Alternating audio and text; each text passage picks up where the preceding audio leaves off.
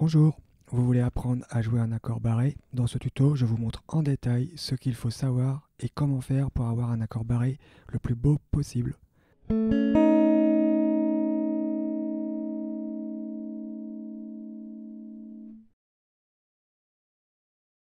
Qu'est-ce qu'un barré? Alors non, un barré, ce n'est pas un accord comme ça, fort heureusement. Contrairement à l'accord ouvert où l'on gratte les notes avec le bout des doigts, la pulpe des doigts et qui possède des cordes à vide, par exemple l'accord de sol, l'accord barré consiste à appuyer avec tout ou partie de votre index ou d'un autre doigt sur deux ou plusieurs notes. Donc ça peut aller jusqu'à 6 notes parce qu'on a 6 cordes sur une guitare traditionnelle. Donc ça peut être un accord de Fa où l'on barre les 6 cordes. On peut aussi avoir dans les barrés ce qu'on appelle des doubles barrés. On voit bien le premier barré, l'index sur la deuxième case, et un deuxième barré qui prend les 4 petites cordes sur la case 4. Donc là, je barre avec l'index et l'annulaire. Et puis on peut avoir aussi ce qu'on appelle des mini-barrés ou des barrés partiels.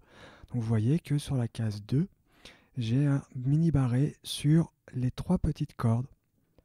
Donc je vais prendre mon index pour faire les 3 petites cordes.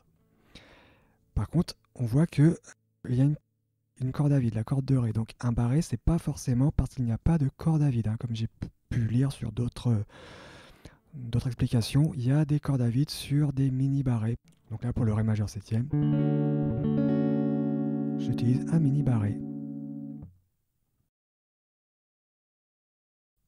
Alors les barrés sont utiles, il faut les apprendre parce que pour jouer certains styles musicaux qui demandent un contrôle des cordes, comme le reggae, le ska ou le funk, on ne peut les faire qu'avec des barrés. Donc par exemple, c'est faire ce genre de choses-là. Quand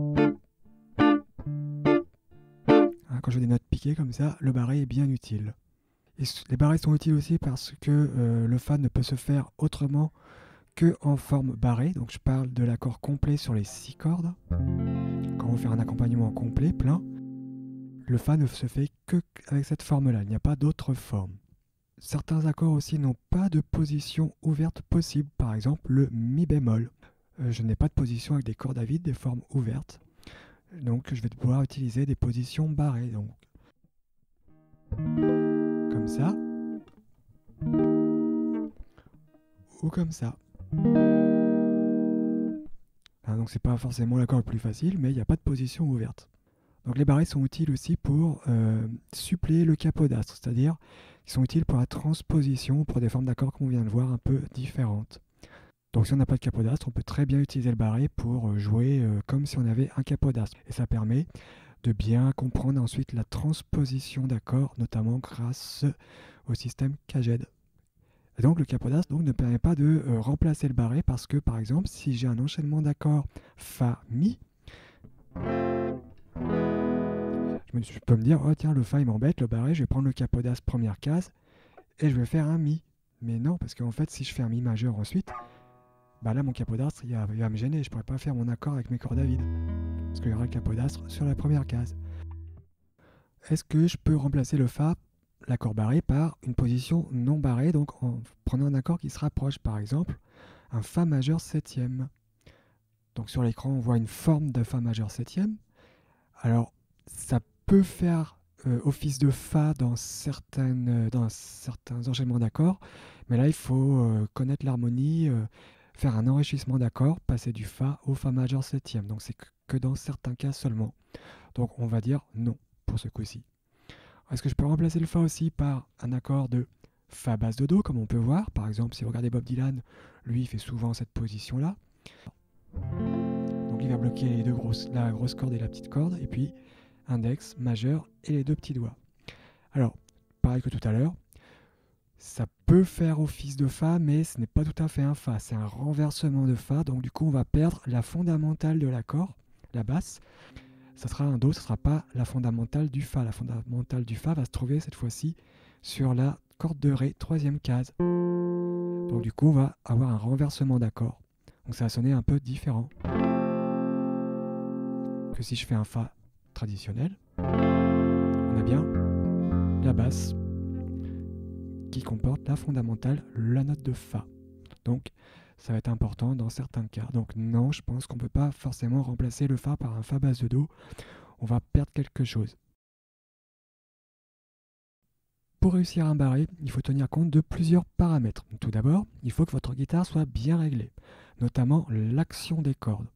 Donc l'action, c'est la hauteur des cordes par rapport à la touche, c'est-à-dire l'espacement qu'il y a entre vos cordes, et puis la touche de votre guitare. La touche, c'est le bois foncé qu'il y a ici, d'accord? Donc sur la photo que vous voyez ici, l'action elle est relativement basse, la corde vient proche des frettes. Par contre, si je prends une autre photo, on voit que l'action des cordes là est beaucoup plus grande. Donc du coup, pour jouer un barré, ça va être plus difficile, il faudra mettre plus de force, ça va plus faire mal au bout des doigts et à la main, et ça ne sera pas forcément très juste en plus, parce que plus l'action est haute, plus la justesse de la guitare est compromise. Donc, pour régler votre action, un petit tour chez le luthier, il vous règle ça, et vous aurez une guitare plus agréable à jouer et plus juste. Un autre paramètre pour réussir un barré, c'est ce qu'on appelle le tirant des cordes. Donc non, c'est pas ce tirant-là, ce n'est pas Néron le tirant des cordes, mais lui c'était plutôt le tirant de Rome. Donc le tirant des cordes, c'est l'épaisseur de vos cordes et la tension qui va être induite par l'épaisseur des cordes. Tout dépend aussi de votre type de guitare. Donc par exemple, sur une guitare classique avec des cordes en nylon, vous aurez des tirants souples et forts. Comme la guitare électrique, vous aurez aussi des tirants forts et souples. Généralement, on joue plutôt avec des tirants souples, voire moyens, médium, plus rarement avec des tirants forts.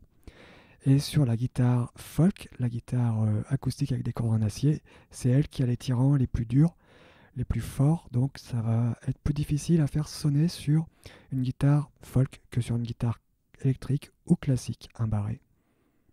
Donc vous faites avec la guitare que vous avez et n'hésitez pas, si vous débutez, à mettre des tirants faibles sur vos guitares. Sachez qu'à chaque fois que vous allez changer de tirant, il va falloir faire un réglage pour que votre hauteur de corde, votre action soit la plus basse possible et que votre jeu soit le plus facile possible grâce à l'action des cordes. Alors pour le tirant, sachez que Néron avait les pieds carrés. Mon oncle, j'ai fait un trait d'humour. Donc un autre paramètre aussi, ça va être la morphologie du doigt. Donc on a tous une morphologie de doigt un peu différente. Vous allez avoir le squelette qui va être plus ou moins apparent. Moi j'ai les doigts assez fins, assez grands. Donc du coup, on voit bien que mon doigt n'est pas droit. Il va faire une sorte de profil un petit peu bosselé sur toute la longueur du doigt. Donc il va falloir adapter la morphologie du doigt sur la guitare pour arriver à plaquer votre barré. Il faut être aussi le plus près possible de la frette. Il ne faut pas être en début de touche, voire au milieu, ça peut passer, mais le plus proche possible de la frette. La frette, c'est la petite barre de métal. Autre conseil pour faire votre barré, ne tendez pas votre doigt à fond. Des fois, je vois des doigts tendus comme ça. C'est pas bon. Pourquoi? Parce que votre doigt, lorsque vous le tendez, il va se courber vers le haut un petit peu. Que si vous le laissez normal, il va être beaucoup plus droit. Il faudra même légèrement l'infléchir comme ça. Donc, comme le manche de votre guitare est légèrement arrondi, ce qu'on appelle, elle possède un radius, à part les guitares classiques. Votre manche est droit. Par contre, sur les folk et les électriques, vous avez un radius. La touche est légèrement bombée. Donc, il faut que votre doigt soit légèrement bombé aussi pour bien épouser la forme du manche et que vous appuyez bien sur toutes les cordes. Faites attention aussi à votre pouce. Votre pouce, il faut qu'il ne soit pas en face de l'index, ni en face des petits doigts, mais le repère que je prends, moi, c'est en face du majeur. Mon pouce est en face du majeur. Quand je fais mon barré, si je le mets en face de l'index, mes petits doigts n'auront pas assez de force. Si je le mets trop vers mes petits doigts, c'est mon index qui va peut-être manquer de force. Donc, je le mets en face du majeur et je le mets au milieu du manche, pas en haut ni trop bas. Je ne vais pas avoir assez de grippe. Je le mets pile en face.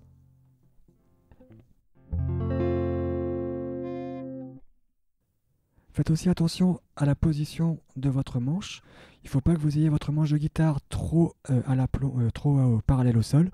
Il faut légèrement le remonter et le ramener un peu vers vous. Si je vois des manches qui sont des fois super loin ou qui pointent vers le bas ou trop droit, vous avez votre poignet qui va être complètement tendu et ça va pas être agréable. Vous aurez du mal à faire votre barré proprement. Donc toujours ramenez votre manche vers vous, inclinez légèrement votre guitare, que vous soyez assis ou avec une sangle debout, d'accord? Il faut que vous soyez à l'aise pour que vous ayez le moins de tension possible dans l'avant-bras, le poignet et les doigts. Et aussi, n'appuyez jamais votre avant-bras ou votre coude contre votre corps ou votre cuisse. Toujours le coude et l'avant-bras dans le vide, parce que sinon vous allez bloquer votre poignet et pareil, votre barré ne sera pas propre et vous allez vous créer des tensions dans tout le bras. Donc jamais d'appui sur votre avant-bras ou votre coude, toujours dans le vide. Donc la position qu'il faut apprendre en premier, c'est la position de Fa. Barré sur la première case avec tout votre index. Annulaire sur la case 3 de la deuxième grosse corde, la corde de La. Petit doigt sur la case 3 de la troisième grosse corde. Et majeur sur la case 2 de la corde de Sol. Donc je viens bien près des frettes. Je pose bien mon pouce en face du majeur. Et normalement, si on appuie assez fort, ça sonne bien. Donc vous remarquez que mon index n'est pas droit, il est courbe pour bien appuyer sur les cordes nécessaires. Donc les cordes nécessaires pour l'index, c'est les deux petites cordes et la grosse corde, parce que la deuxième, troisième et quatrième corde sont gérées par les trois petits doigts. Donc il ne faut pas forcer la pression plus que nécessaire, les muscles vont se fortifier petit à petit. Donc si cette position est trop dure, ce que vous pouvez faire, ce que je vous conseille de toute façon, c'est de ne pas faire le Fa en première case, mais de déplacer votre position, par exemple, en case 5 ou 6, et puis de refaire la position. Là, la pression est moins forte sur les cordes, et puis les cases sont un petit peu moins grandes, ça va être plus facile pour travailler bien cette position de barré pour débuter. Donc ce ne sera pas un Fa, ça sera un La, mais peu importe, là on travaille la position. Et petit à petit, vous pourrez revenir vers le Fa. La position de Si.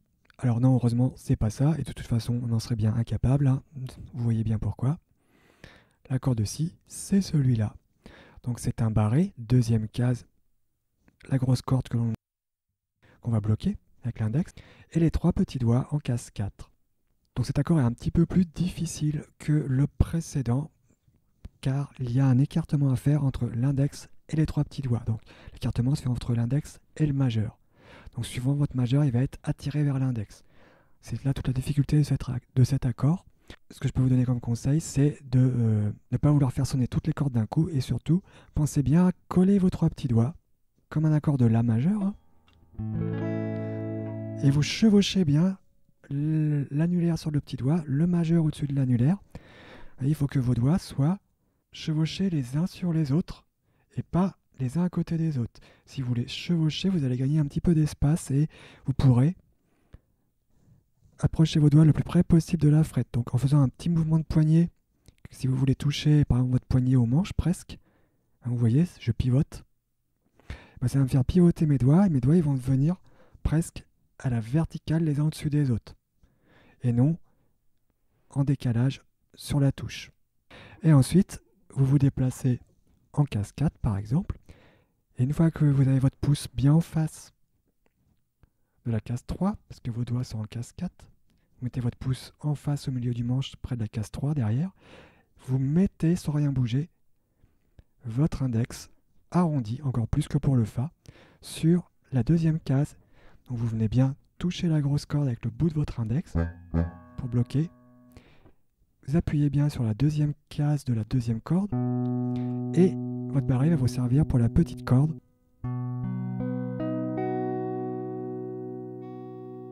Voilà, vous avez bien vos 5 cordes qui sonnent et la grosse qui est bloquée.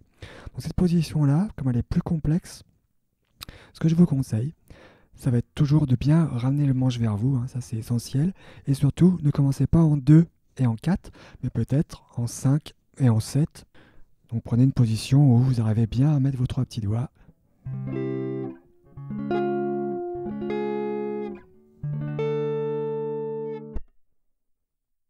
Donc ne forcez pas la pression plus que nécessaire, comme pour le Fa, essayez de trouver la pression juste. Donc pour trouver la pression juste, vous posez vos doigts sans appuyer. Vous rajoutez un tout petit peu plus de pression, jusqu'à temps que ça sonne. Quand ça sonne, c'est bon, il n'y a pas besoin de mettre plus. Alors là, si je force plus, ça ne sert à rien, ça ne changera à rien. Je vais juste me faire plus mal à la main. Je vais crisper tout et je vais avoir mal au poignet et au-dessus de la main. Et aussi, accessoirement, sur les muscles de la paume et des avant-bras. Donc ça, les muscles, c'est normal que ça chauffe. Par contre, ne crispez pas, ne vous faites pas des douleurs aiguës. Si vous avez des douleurs aiguës dans les articulations, sur vos phalanges, ou dans le poignet, arrêtez tout de suite. Les douleurs aiguës, c'est signe que quelque chose ne va pas, que vous faites mal. Donc vous arrêtez tout de suite. Par contre, des crampes, les muscles qui chauffent, ça, c'est normal. Vous en avoir pas mal au début. C'est vos muscles qui s'entraînent. Donc si vous avez du mal à faire le si, ce que vous pouvez faire, c'est le mettre de côté pour le moment, et puis remplacer cette position qui est un peu gênante par la position qu'on a vue précédemment, la position de Fa. Mais on ne va pas la faire en première case, mais le barré, je vais tout déplacer en case numéro 7. Donc ici, je fais un Fa barré case 7, et je mets mes 3 petits doigts ensuite, et je vais avoir un accord de Si. Donc c'est un peu plus facile à faire parce qu'il y a moins de pression sur les cordes et puis les cases sont plus petites et que vous aurez déjà travaillé le Fa, donc vous pourrez faire un accord de Si avec la position du Fa, une position pour 2 accords, c'est bien pratique. Et c'est le principe des barrés. Nous arrivons au bout de ce tuto, ne vous découragez pas si les barrés ne sonnent pas correctement, cela prend beaucoup de temps pour qu'ils soient parfaits. On parle en moins généralement pour les muscles, et tant que les muscles se fassent. La clé est de faire attention au positionnement des doigts et du pouce, la position par rapport au fret de votre main, de vos doigts, et de l'inclinaison du manche pour aider le poignet et la main à faire le mouvement. Donc il y a beaucoup de paramètres à prendre en compte, mais ils sont très importants pour mettre le maximum de chance de son côté. Travaillez les barrés en fin de séance car cela fatigue énormément la main, donc faites des petites séances régulières avec des pauses, plutôt qu'une grosse séance où vous allez trop forcer, risquer une blessure et puis fatiguer votre main prématurément et vous ne pourrez pas jouer ensuite. Donc toujours travailler les barrés en fin de séance. Le barré, c'est la grosse difficulté du guitariste car il requiert de la force, de la souplesse pour la main. Ne faites pas la passe sur cette position car elle vous aidera à jouer tous les accords et les styles que vous souhaitez par la suite. Si j'y suis arrivé, vous y arriverez aussi. Tous les guitaristes au monde sont passés par ce stade-là. Si vous avez des questions ou si vous éprouvez des difficultés, comme d'habitude, n'hésitez pas à les poser dans les commentaires sous la vidéo. Je vous répondrai avec plaisir. Et si vous avez aimé ce tuto, vous pouvez laisser un pouce sous la vidéo également pour me le faire savoir. N'oubliez pas d'activer la cloche pour être au courant des nouvelles vidéos qui vont sortir. Je vous dis bon courage avec les barrés. Tout le monde galère dessus, mais ne vous inquiétez pas, avec du travail, tout le monde y arrive. Merci pour votre attention et votre fidélité. À bientôt pour une autre vidéo.